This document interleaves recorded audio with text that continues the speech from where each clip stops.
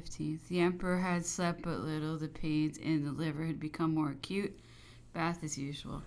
I had seen Madame Bertrand the day before and found her suffering more than usual. Napoleon was uneasy about her and apprehensive that her complaint might take a serious turn.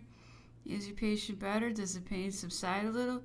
No, sire, her strength is declining, and she is a prey to all the malignant influence of the latitude in which we are living.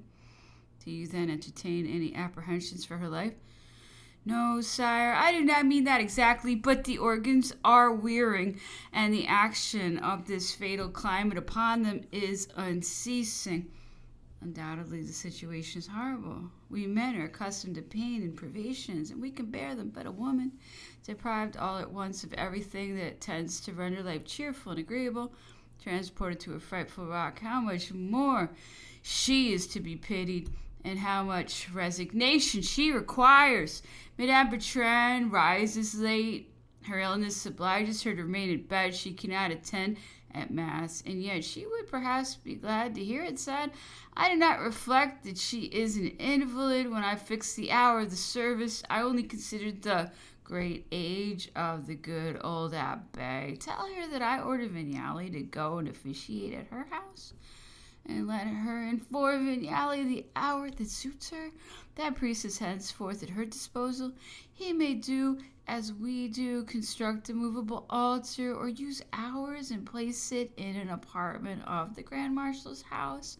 Any person may go to that Mass whom the Countess thinks proper to admit, but for my part I persist that nobody shall attend at mine, except those persons whom I shall have invited. By the by, the abbés instruct the children, do they not? Does little Arthur read?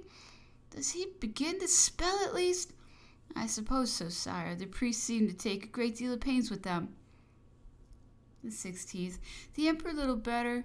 The pain in the liver had become bearable. Bath. The emperor was at his desk. Around him were rulers and compasses, and he twisted in his fingers a pencil, the instrument he habitually wrote with, very seldom using pen and ink for that purpose. I perceived plans, sketches, and algebraic formulae, but Napoleon whistled, and that announced a storm. I said nothing. We always guessed the sensations which agitated him by his manner of applying to work. If his application was serious, we could judge that he was suffering, and the subject before him difficult. If, on the contrary, his application was slight and cheerful, if we heard him hum a few lines of some lively Italian air, we knew that his sufferings and recollections were suspended, and that he was restored to his usual amenity of disposition. But if the air resounded through his lips, he was crossed, displeased, out of temper, and only waited an opportunity or a word to break out. Woe to whoever was then in the way. He had to weather a squall. I was not anxious to find myself exposed to one, but that was, however, going to happen. Napoleon was shaking an oblong-shaped snuff-box to and fro. I seized the opportunity and ventured to say a word respecting the inconvenience of snuff. Oh, sheer medical importance. As if I took any snuff. I wear this box, Mr. Doctor, an account of the medallions that are mounted upon it. They represented Alexander Caesar, Mithridates, etc. But as to snuff, I am weeks together without taking any. I merely smell it. He threw himself upon his sofa, opened at random the second volume of his unpublished correspondence, meditated, and then, as if struck with something, his countenance and manners assumed a milder aspect, and he began to read aloud. 13th Vendemiaire, 7th year of the Republic, to General Kleber. I am afraid that a certain degree of coldness subsists between us. You would be unjust to doubt how grieved I should be to find that such is the case. In the climate of Egypt, clouds, when there are any, disappear in 6 hours. If there were any on my side, they would pass away in 3. The sentiments of esteem which I entertain for you are at least equal to those which you have sometimes manifested for me. What say you, doctor?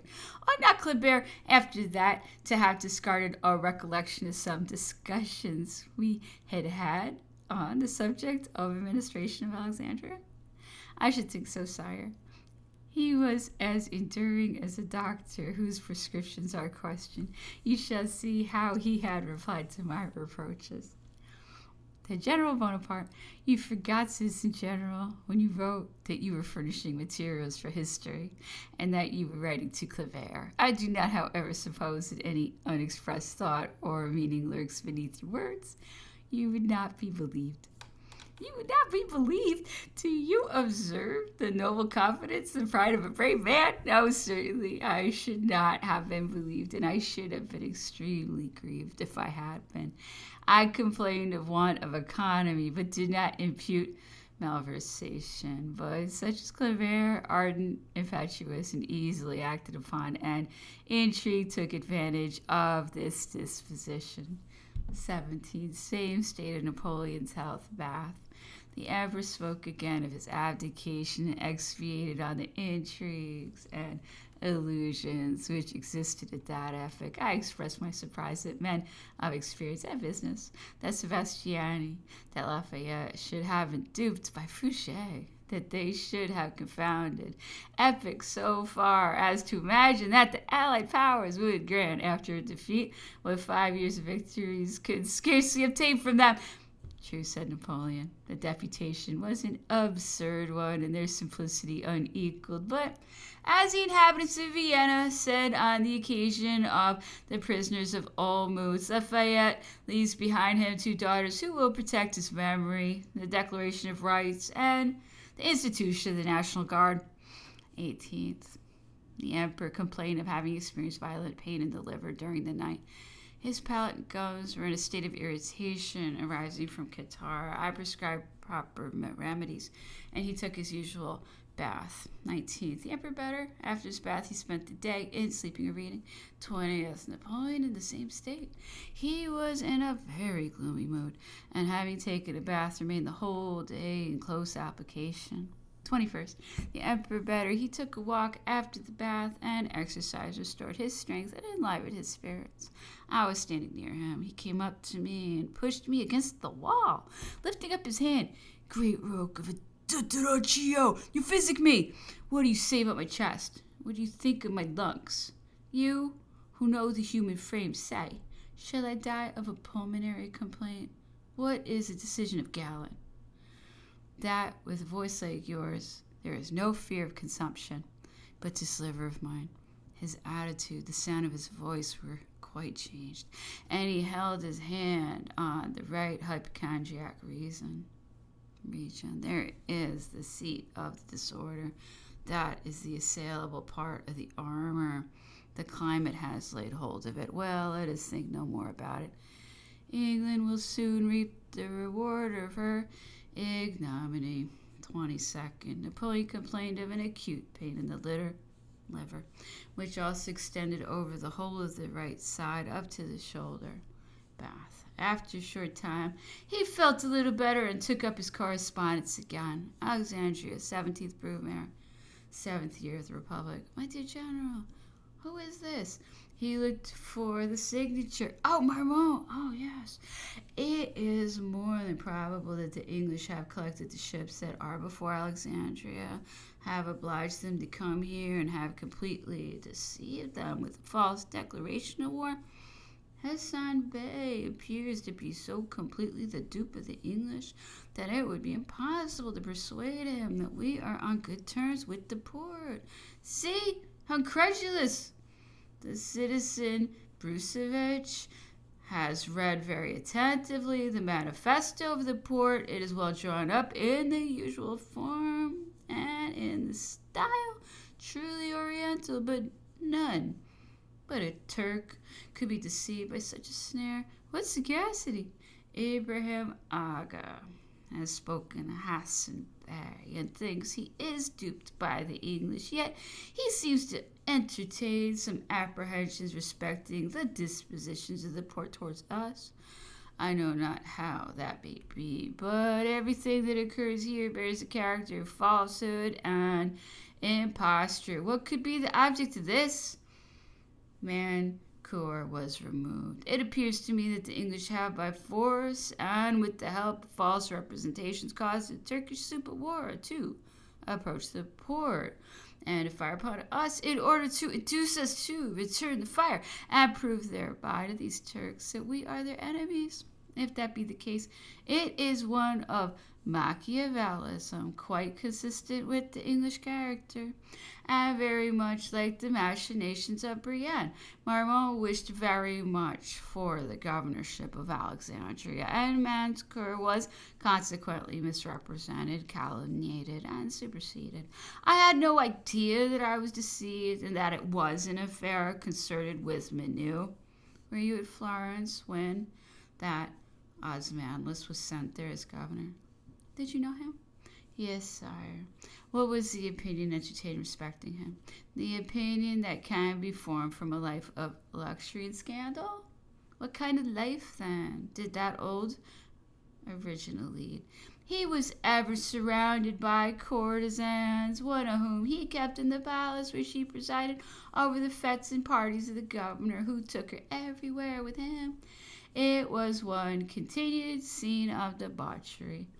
I recognized in that description the faithful Abdallah, but after he had been recalled, every impropriety ceased, the courtesans disappeared, Princess Eliza renewed the furniture which they had polluted, and Manu was no longer thought of but by his creditors, of whom no doubt he had host. A great many, sire, quite like him, voluptuous and prodigal and lavish in expressions of sentiments and morality. He always spent double the amount of his income. How often have I paid his debts? Did the Florentines know that he had turned Mussulman? It was said of him, of you, sire, and of all the army. Oh, that might be for Manu, but for me and my staff, we had no time to lose in ablutions. When I entered Cairo, the Turks, who had measured my stature by the fame of my victories, thought I was at least 6 feet high. When they saw me, I was much lowered in their estimation. I was neither so tall nor so stout as one of their Mamelukes. I could not possibly command an army. The imams excited the people to revolt. It became necessary to oppose artifice to artifice, and I pretended to be inspired. He began to turn the leaves rapidly over, and having met the place he was looking for, he read Sharifs, Ulemas, orators of the mosques, impress upon the minds of the people that those who shall willfully declare against me will have no repose either in this world or in the world to come. Is there a man blind enough not to see that fate itself directs my operations? Is there a man incredulous enough to doubt that everything in this vast universe is subject to the influence of fate?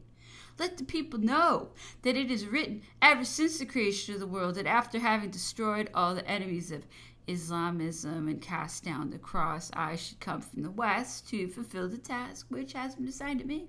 Show them that in more than 20 passages of that holy book, the Quran, what happens now is foreseen, and what will happen hereafter explained. I might ask every one of you to render an account of the most secret sentiments of his heart, for I know everything, even that which you have not said to anybody. But the day will come when it will be evident to all that I am led on by a superior power, and that all human efforts are unavailing against me. The artillery of the Mokatan, the noise of thunder which broke out very opportunely, the diamonds of Malta, which I distributed amongst the men possessing the greatest influence, my confidence, the language I held, all concurred and dispelled the insurrection. I was henceforth the friend of the prophet, inspired and sent by God. All the sheiks were devoted to me. They, however, embarrassed me by proposing to me to proclaim Islamism and to take the turban. We will see, said I. You would have 100,000 men.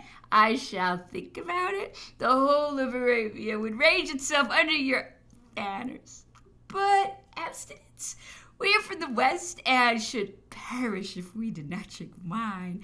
The use of wine may be tolerated, and circumcision is not indispensable. I was thus forced from every entrenchment. I no longer knew what to say or what obstacle to invent, and was obliged to have recourse to a subterfuge. If such be the case, said I, we are all Muslim men, but the ceremony of our conversion must be great and imposing and marked by acts of piety. I shall order a mask to be built, finer than Saint Sophia, and it shall be consecrated for that occasion. The imams were satisfied and consented to what they had till then obstinately refused. They offered up prayers for me to the prophet. The people respected me and obeyed me, and I did everything I wished. I thus profited by the stupidity of the Muslims and amused myself at their expense. But I made no profession and never appeared in the mosque to pray. But for the circumstances that imperiously commanded my return to France, the affairs of Egypt would have taken a very different turn, and they never would have had the deplorable issue they had if Kleber had not fallen under the dagger of an assassin. It required but very limited talents to throw the English and Aboukir into the sea, beat the Turks if they came out of the desert, and go compound with the sepoys who came down from Upper Egypt. But the incapacity of Manu was beyond all calculation, and he ruined everything.